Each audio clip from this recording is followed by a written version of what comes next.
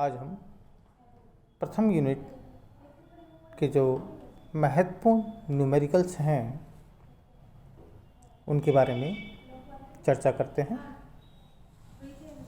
पहला न्यूमेरिकल स्वर्ण नाभिक के लिए 2 मेगा इलेक्ट्रॉन वोल्ट के अल्फा कण तथा प्रोटॉन कण की निकटतम उपगमन दूरी की गणना कीजिए। देखिए, किसी भी न्यूमेरिकल को सोल्व करने के लिए जो अपने को डाटा दिए हुए हैं, सबसे पहले आप उन्हें नोट डाउन कर लें। उसके पश्चात जो चीज़ या जिसकी गणना के लिए आपसे कहा गया है उसको भी आप सिंबॉलिक वे में लिखें। न्यूमेरिकल सॉल्व करने का सबसे अच्छा तरीका ये है कि दिए गए डाटा और ज्ञात करने वाली जो भी भौतिक राशि है उसके मध्य का जो संबंध होता है उस संबंध को आप अपने दिमाग में खोजिए। यदि सीधा संबंध पता है आपको तो आप उस सीधे संबंध का उपयोग करते हुए अज्ञात भौतिक राशि का मान ज्ञात कर सकते हैं। और यदि ज्ञात और अज्ञात राशियों के मध्य सीधा संबंध आपको पता नहीं है तो ऐसी स्थिति में आपको ज्ञात और अज्ञात राशियों के उपसंबंध यानी सब रिलेशंस आपको खोजने होंगे और उनकी सहायता से आप अज्ञात राशि का मान ज्ञात कर सकते हैं। जैसा कि इस न्यूमेरिकल के अंदर स्वर्ण नाभिक के लिए 2 मेगा इलेक्ट्रॉन वोल्ट के अल्फा कण तथा प्रोटॉन कण की निकटतम उपगमन दूरी की गणना के लिए कहा गया है। जैसा कि आपको विदित है, स्वर्ण नाभिक के लिए परमाणु क्रमांक Z की वैल्यू 79 होती है। अब हम सबसे पहले 2 मेगा इलेक्ट्रॉन वोल्ट के अल्फा कण के लिए निकटतम उपगमन दूरी की गणना करेंगे। आप जानते हैं कि अल्फा कण रदरफोर्ड स्कैटरिंग में जब अनंत से नाभिक के पास आता है तो वह एक नियत दूरी के पश्चात स्कैटर्ड हो जाता है। मान लिया कि स्कैटरिंग के समय अल्फा कण का वेग v के बराबर है और उनके मध्य अल्फा कण और स्वर्ण नाभिक के मध्य जो निकटतम उपगमन दूरी है उसका मान x के बराबर है। तो यहाँ हम एनर्जी कंजर्वेशन लॉ के अनुसार कह सकते हैं अल्फा कण की गतिज ऊर्जा मीन्स हाफ mv²। अल्फा कण और नाभिक के मध्य कूलाम्ब स्थितिज ऊर्जा के बराबर होगी। कूलाम्ब स्थितिज ऊर्जा की वैल्यू जैसा कि आप जानते हैं कि Q1 Q2 अपॉन R के बराबर होती है। तो हम लिख सकते हैं अल्फा कण की गतिज ऊर्जा half mv², this equals to K Q1 means charge of alpha particle, that is 2e, and Q2 is the charge of gold nucleus, that is Ze, where Z is equals to 79, and substituting the values of mv², half mv² equals to 2 into 10 raised to power 6 into 1.6 into 10⁻⁻⁹ क्योंकि electron volt energy को हमें convert करना है। और ये value substitute करने पर हमें अल्फा कण के लिए निकटतम उपगमन दूरी की मान 1.14 इंटू 10⁻⁻13 मीटर प्राप्त होती है। इसी प्रकार इसी न्यूमेरिकल में आपसे प्रोटॉन कण के लिए भी निकटतम उपगमन दूरी की गणना के लिए कहा गया है। यहाँ भी प्रोटॉन कण के लिए जो ऊर्जा है वो 2 मेगा इलेक्ट्रॉन वोल्ट दी हुई है।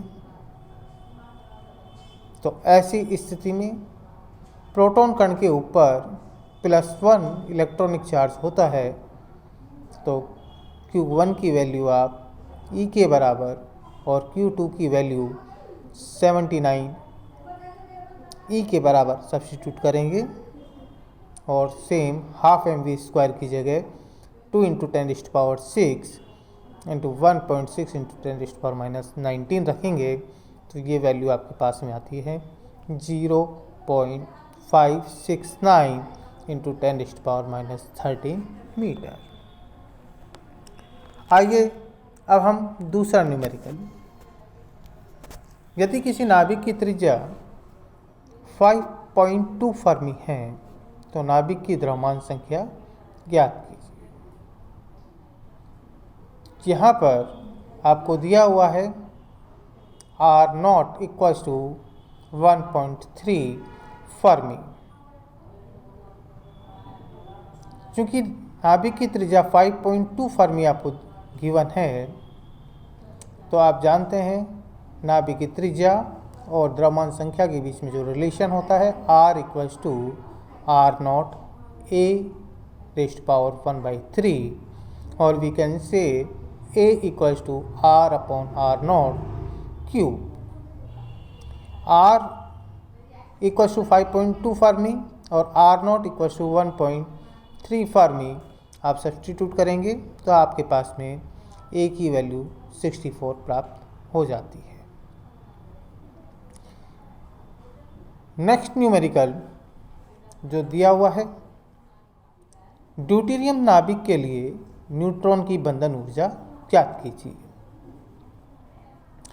ड्यूटेरियम नाभिक के लिए न्यूट्रॉन की बंधन ऊर्जा ज्ञात करने के लिए, क्योंकि आप जानते हैं बंधन ऊर्जा दैट इज Δmc², जहाँ Δm द्रव्यमान क्षति होती है। मास डिफेक्ट यानी द्रव्यमान क्षति ही बंधन ऊर्जा को व्यक्त करती है। तो सबसे पहले हमें मास डिफेक्ट निकालना होगा। क्योंकि आपको प्रोटॉन का द्रव्यमान, ड्यूटेरियम का द्रव्यमान और मास ऑफ द न्यूट्रॉन ये आपको दिया हुआ है। इनका उपयोग करते हुए हम मास डिफेक्ट्स Δm की वैल्यू कैलकुलेट करेंगे और ये वैल्यू हमारे पास में आती है 0.00239। इस मास डिफेक्ट को बंधन ऊर्जा में कन्वर्ट करने के लिए हमें c² से इसको मल्टीप्लाई करना होगा और हम जानते हैं c² इक्वल्स टू 931 MeV। तो हमारे पास में ये वैल्यू आती है 2.226 MeV। नेक्स्ट जो न्यूमेरिकल है, ऑक्सीजन 16 नाभिक की प्रति न्यूक्लियन बंधन ऊर्जा ज्ञात कीजिए। गिवन है ऑक्सीजन 16 नाभिक का द्रव्यमान, न्यूट्रॉन का द्रव्यमान और प्रोटॉन का द्रव्यमान। क्योंकि ऑक्सीजन 16 में नंबर ऑफ प्रोटॉन 8 और नंबर ऑफ न्यूट्रॉन ये भी 8 होते हैं, तो सबसे पहले हम मास डिफेक्ट कैलकुलेट करेंगे और इस मास डिफेक्ट की वैल्यू हमारे पास में आती है 0.1334 एटॉमिक मास यूनिट। अतः बाइंडिंग एनर्जी की वैल्यू होगी ΔM सी स्क्वायर यानी 0.1334 मल्टीप्लाइड बाय 931 MeV, और ये वैल्यू आती है 124.26 MeV। तो ये तो हमारे पास में ऑक्सीजन 16 नाभिक की बंधन ऊर्जा का मान आया है। चूँकि आपको प्रति न्यूक्लियन बंधन ऊर्जा की गणना करनी है, तो ऐसी स्थिति में आप इस बाइंडिंग एनर्जी को नंबर ऑफ न्यूक्लियन से डिवाइड करेंगे।